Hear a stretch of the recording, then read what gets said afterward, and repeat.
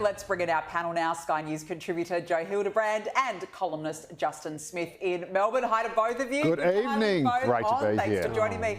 Now, what a lineup this is. That's right. That's what I was just saying. Well, this is a phenomenal lineup this evening. I feel a pleasure. It feels a pleasure to be amongst you both. Certainly the better looking lineup than usual. Well, I would agree with that, absolutely. Oh, now, yeah. Standards just shot through the roof. Well, exactly. Look out, Chris Kenny. Now, look, we've got to start, of course, with the coalition, the band. They're back together. It was really all smiles between Susan Lee and David Littleproud today.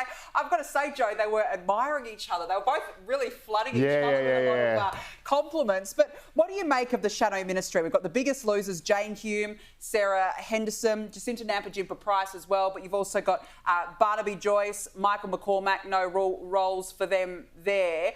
What do you make of the lineup? Yeah, look, I think obviously Michael McCormack and Barnaby Joyce have both been making noises about David Littleproud's leadership, so it's probably no surprise that he didn't put their names forward for the coalition's quota.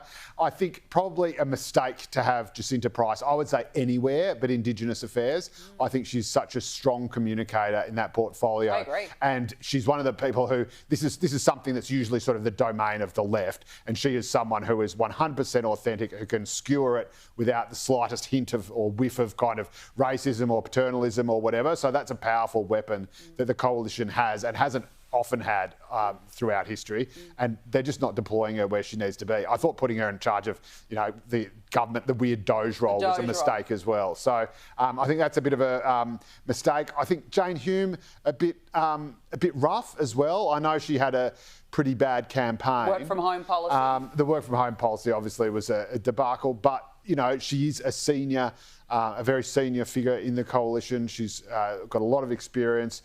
She's a senior woman in a party that is trying to increase its appeal to women. So I thought that was a bit of a funny one as well. Yeah, no, look, I do agree with you on that. I thought that it was an interesting one to dump Jane Hume. Justin, what are your thoughts on this new lineup? Is there the right mix? Has Susan Lee struck the right balance here?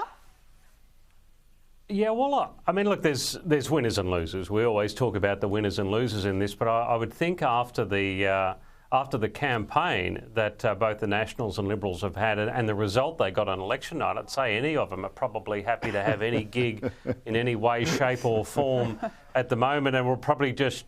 if it was me, I'd probably just shut my yap and say thank you very much and just leave it at that, to be honest, after that campaign. But I mean, it's always going to be interesting, whether it's in government or opposition and they put a new team together, particularly after they've had a loss like this and there's been some soul searching. It's what happens after the first, and I hold my fingers up in quotation marks, after the first crisis, after the first gaffe, after the first problem.